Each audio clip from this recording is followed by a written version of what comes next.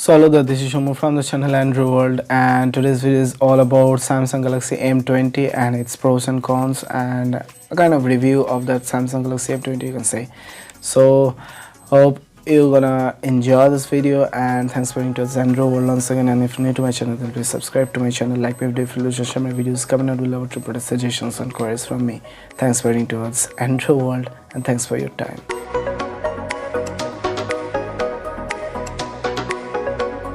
So first pros for Samsung Galaxy M20, this is its display, and Samsung has used its own manufactured a new kind of display. This Infinity V kind of display with a water drop notch on the display, and less bezels for the smartphones also has been given in the on the chin. There are fine bezels, not that much thick ones, and the screen to body ratio is about 90%, more than 90%. And for the display, there is a 6.3 inches of full HD plus display with an aspect ratio of 19.5:9. so this is kind of great one, and in this price segment from Samsung, actually, to get a full HD plus resoluted display. So and nextly, for the pros, you can get the camera, because for the camera, the secondary lens is really some kind of workless, because not worthless, that is workless. And also because you can say you can get live focus, you can get portrait kind of images in a single lensed camera, single lens rear camera, because Redmi A1 has also showed you that. And in this camera also, for the Samsung Galaxy M20, there is no dedicated depth sensing camera. Still you can get live focus or portrait mode. So simply one camera is efficient for getting a portrait or live focus images. And nextly, for that, there is a dedicated wide angle lens for the secondary lens also in the rear back of the smartphone, so you can get ultra wide angle lens, ultra wide angle images with 120° of wide angled pictures with that dedicated wide angle sensor. And nextly, for the pros, you are getting a 5000 milliampere of huge battery from Samsung in this kind of price segment, along with the USB Type-C port and 3x fast charging with 15 watt of adaptive fast charger. That is kind of a great one to get such kind of specifications related to battery and charger with that smartphone in the range of 12 to 13k. So these are really awesome one. And for the pricing, if you think so, that 3 gigs of RAM and 32 gigs of internal storage has been priced at 10,999, that is 11,000. And for the 4 gigs of RAM and 64 gigs of internal storage has been priced at 12,999, that is 13,000, you can say. And another pros, you can say, for the processor.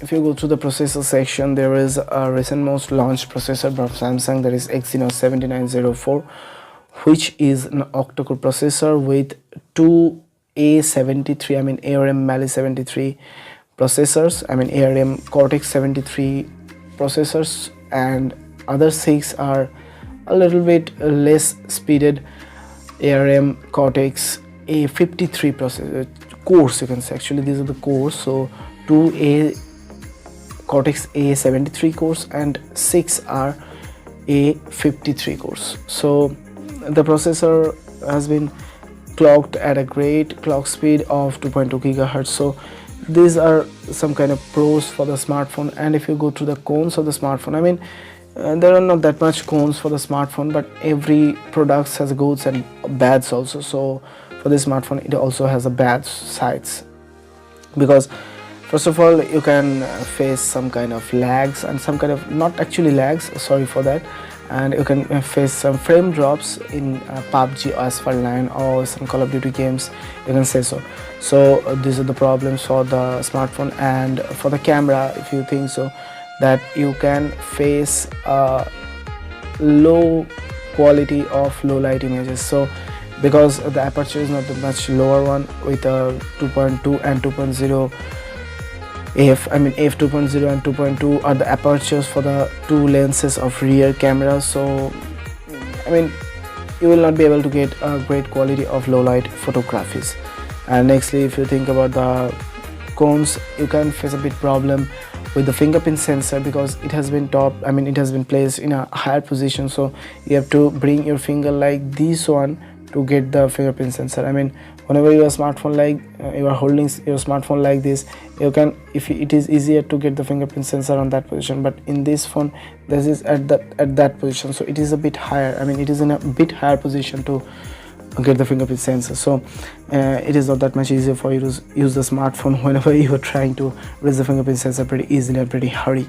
And if you're thinking about the gaming, then yeah, you can face actually some heating issues in the smartphone whenever you are gaming with your smartphone for a long time, for a long-term processing. So these are the cons for the smartphone. But overall, if you want to know my opinion about the smartphone, then if I had the money or I had the capability to buy the smartphone, then I would have used the smartphone for once at least in my hand. So hope you have got my words. So this is for today about the Samsung Galaxy M20 and its review and pros and cons. So hope you have known something from this video, and this is Shomo with you, and see you soon in my next video. So hope you have known something from this video, from me, from Andrew World, and thanks for your time for spending with me.